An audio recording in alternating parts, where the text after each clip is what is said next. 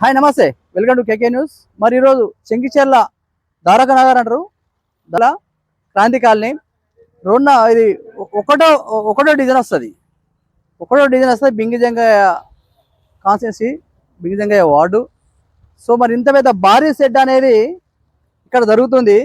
గతంలో మనం ఎన్ని చూపెట్టినా కానీ నాయకులకు ఏమాత్రం అక్రమ కట్టడాల పైన మాత్రము జలడబట్టినట్టు పెంకలు మనం పొగదీస్తే ఎట్లా పెంకులు అట్లా ఆ రకంగా పెంకులు వెళ్తాయి.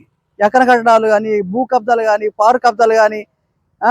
ఇక ఇక్కడ ఈ విషయం మాట్లాడితే ఇంత పెద్ద షెడ్ కడుతురు కదా, ఇంత పెద్ద షెడ్లో పర్మిషన్ ఉందా అంటే పర్మిషన్ దేనికి ఉంటుంది?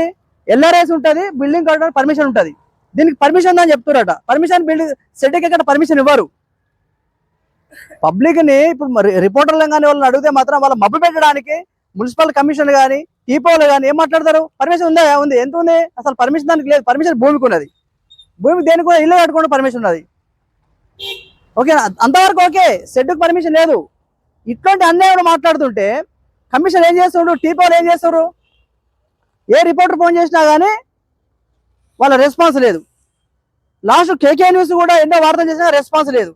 అంటే ఏంది, అందరు కుమ్మకాయ ఏమన్నా మీకు లెక్కలు గిట్లా ముడుతున్నాయి? మరి ఇటువంటి విషయంలో ఏం జరుగుతుంది? మేమేమడుతున్నాము? బోడుపల్లి మున్సిపాలిటీ డెవలప్ గురించి మాట్లాడుతున్నాం.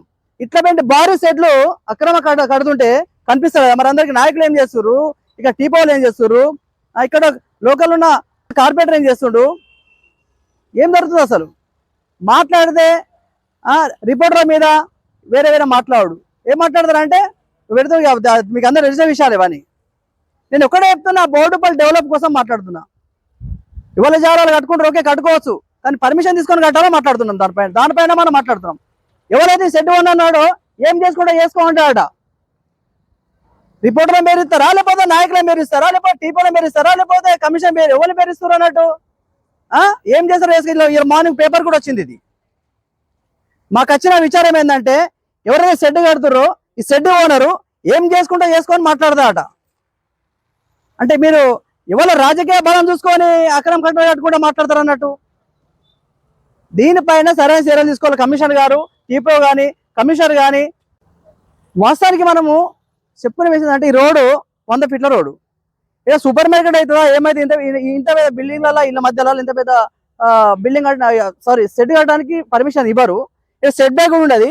ఫ్యూచర్లో మనకి ఇక్కడ దాకా రోడ్ వస్తుంది, సెట్ బ్యాక్ ఉండదు. పార్కింగ్ ఏదో పెట్టుకుంటారు. సూపర్ మార్కెట్ వచ్చినా ఏది పెట్టినా ఎంత పెద్ద షెడ్ కడతారు. దేనికోసం? ఇది ఇళ్ళ మధ్యలో అపార్ట్మెంట్ మధ్యలో ఇంత పెద్ద షెడ్ ఉండరాదు.